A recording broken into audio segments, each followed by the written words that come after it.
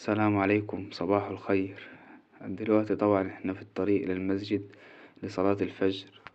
فكرة طبعا ان اذاكر النهاردة 10 ساعات ديت هي فكرة كانت جاتلي، وقررت ان انا اشاركها معاكم.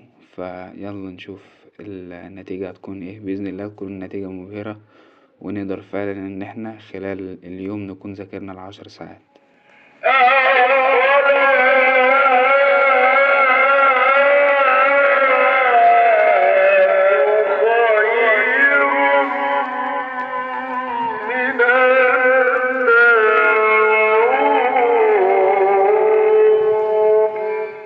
هنا كنا وصلنا المسجد، والمسجد بصراحة في صلاة الفجر بيبقى حاجة جميلة جدا.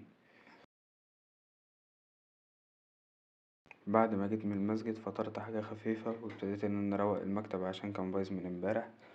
ورحت طبعا عملت قهوة بعد كده، وجيت علشان خاطر ابدأ اليوم واشوف هنعمل ايه.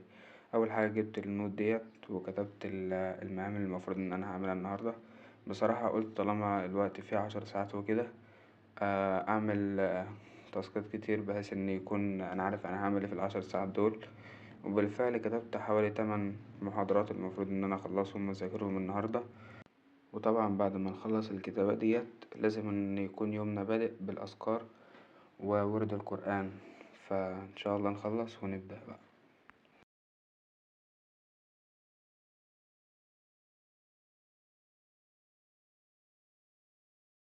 وأما من خاف مقام ربه ونهى النفس عن الهوى فإن الجنة هي المأوى. يسألونك عن الساعة أيان مرساها فيما أنت من ذكراها.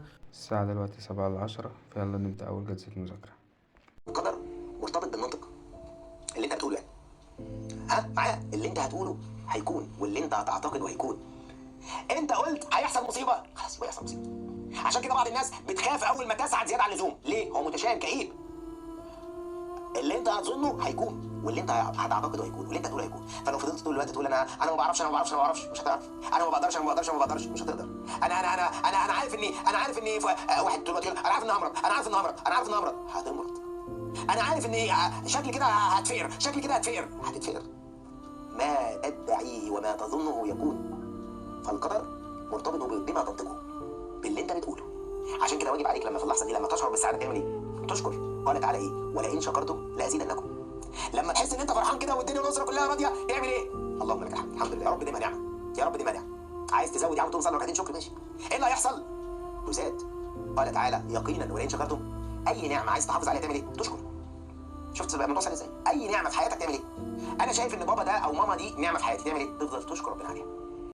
ودلوقتي خلصنا أول ساعة مذاكرة، والساعة بقت 8:55. هناخد بريك 10 دقايق ونيجي نبدأ في الساعة التانية.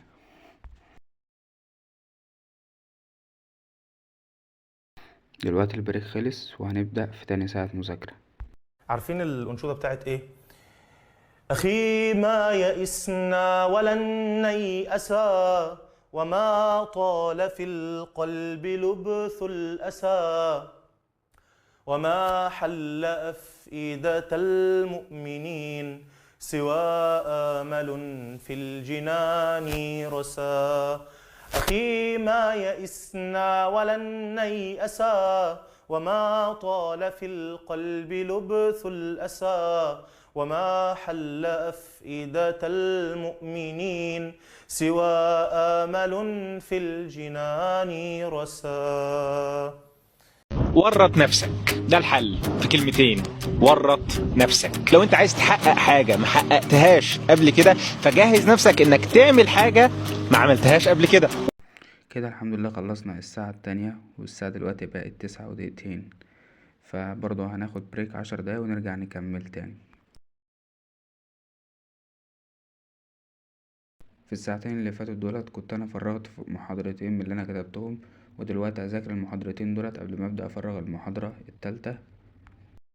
كان الشبلي إذا قام من الليل يقول ليت شعري ما اسمي عندك يا علام الغيوب، وما أنت فاعل بذنوبي يا غفار الذنوب. يا قرة عيني ويا سرور قلبي، أنظرت إلى معصيتي فسقطت من عينك، أم قلت هذا فراق بيني وبينك؟ يا قرة عيني ويا سرور قلبي، أنظرت إلى معصيتي فسقطت من عينك، أم قلت هذا فراق بيني وبينك؟ هذه هي المناجاة، هذا هو المعنى الحقيقي للمناجاة.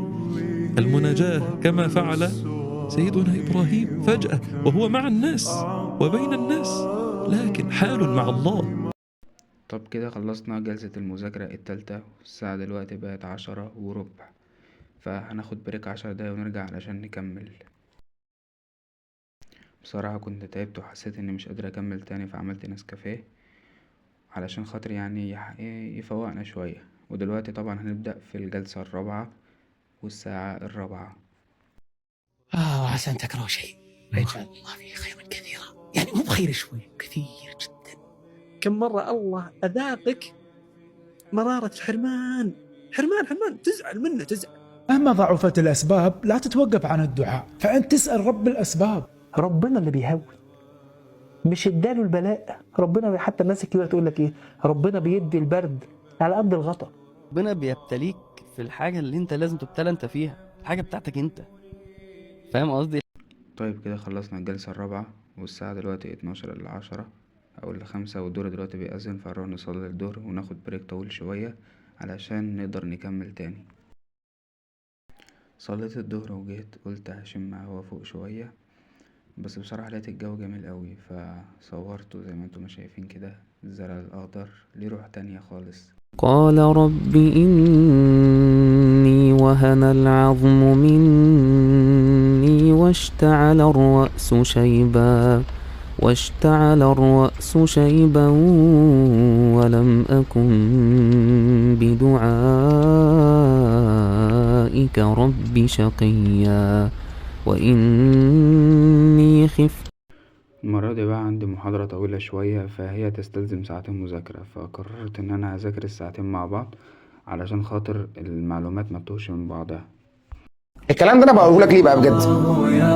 لان انت في النهايه بشوفك انهزامي في بعض الاحيان. الناس ما عندهاش دافع، ما عندهاش امل، وربنا سبحانه وتعالى هيجي يسالني يوم القيامه عن عمري ده فيما افنيته، فاقول له والله يا رب انا قضيت اليوم كله ما عملش حاجه، ما فدتش الناس، ما نفعتش الناس. فاحنا دايما بنقول كما قال رسول الله صلى الله عليه وسلم خير الناس انفعهم للناس. فكن ذا نفع، لو ما فيش منك منفعه صدقني مش هيبقى مالكش قيمه. قلنا اكتر من مره وقيمه المرء ما قد كان يحسنه، الشيء اللي انت بتعرف تعمله هو ده اللي عمل لك قيمه. انا النهارده ما تعمليش قيمه لان انا اسمي خالد صقر والكلام ده، لا عشان انتوا يعني بارائكم وحبكم. وطبعا الساعتين خلصوا، الساعة دلوقتي بقت 3:15. طيب دلوقتي في نص اليوم كده في كام حاجة مهمة عايزين نتكلم عليها. لو انت دلوقتي بتتفرج عليا وفعلا عجبتك الفكرة والتحدي وانت عايز تجرب التحدي دوت وتذاكر انت 10 ساعات دولت لوحدك، طيب هقولك على شوية حاجات هتساعدك علشان تعرف انك انت تذاكر اليوم دوت لمدة 10 ساعات. اول حاجة لازم تعملها انك تكون صاحي بدري، يعني ما تصحاش على الظهر وعايز تذاكر 10 ساعات، الا بقى لو انت ناوي انك انت تسهر وتكمل، لكن الافضل انك انت تبدأ اليوم من اوله من بدري. فاذا الوقت اللي هو بعد الفجر دوت بيبقى وقت عظيم جدا، وفعلا انت لو جربت تذاكر فيه هتلاقي فيه بركة رهيبة جدا كده، هتلاقي المعلومة بتثبت بسرعة، هتلاقي فيه فهم. فالوقت اللي هو بعد الفجر دوت من افضل الاوقات اللي ممكن تذاكر فيها، وخاصة لو حاجة محتاجة حفظ. ده اول حاجة.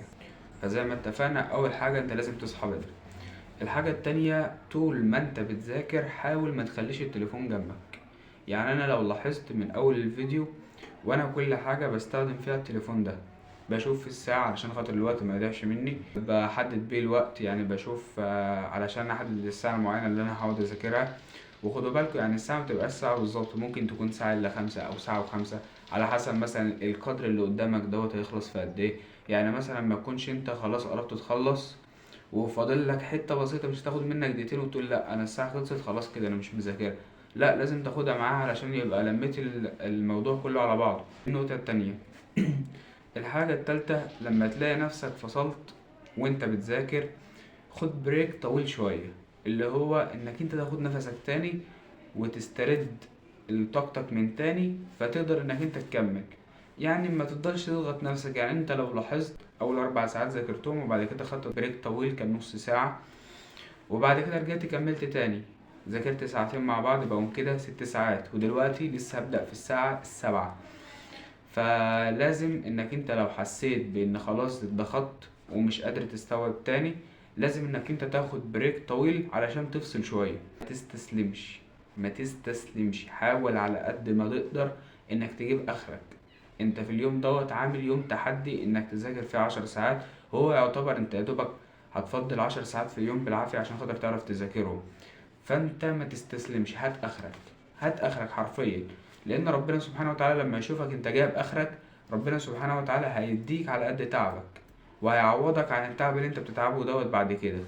فعلشان كده ما تستسلمش ابدا، بص لهدفك على طول واسعى وراه علشان خاطر توصل له، انما ما تستسلمش وتقف من تاني. ودلوقتي بقى هنروح ونكمل باقي المذاكرة، عايزين نلحق نخلص ان شاء الله على الساعة 7 كده، علشان يبقى في وقت برضو ان احنا نفك شوية من اليوم ده كله. الله المستعان. شوف، النبي صلوات ربي وسلامه عليه كان يحب الفعل الحسن. إذا كان هذا هو ظنكم بالعالمين، فما ظنكم برب العالمين؟ ما لا ينال بالله لا ينال، وما لا يرجى من الله ينقطع. ألا تتفق معي أن الله أحق بهذه الثقة وأحرى؟ فمن كان مع الله كان الله معه مهما ساءت الظروف، دائما توقع أن يكون هناك نقطة ضوء. كم مرة تمنيت شيئا بشدة؟ كيف أن الله سبحانه وتعالى يدبر لك أمورك ويجيب لك دعواتك بالشكل اللي أنت تعجز أنك تفهمه أصلا. أحسن الظن بالله. فإن ظن بي خيرا فخير، وإن ظن بي غير ذلك فله. هنا طبعا كنت خلصت الساعة 7، يعني كده خلصت 7 ساعات مذاكرة وفاضل 3 بس.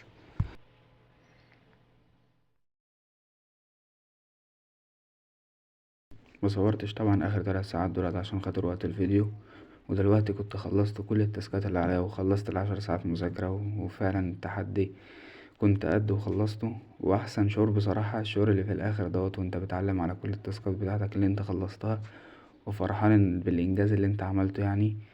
فبجد يعني انصحكم تعملوا كده وتجربوا التحدي دوت، باذن الله هتلموا حاجات كتير من اللي وراكوا يعني. بجد ما تستكترش على نفسك الفرحة اللي انا فرحانها دلوقتي، فرحة الانجاز وانك انت خلصت اللي وراك، بجد يعني حاجة جامدة جدا.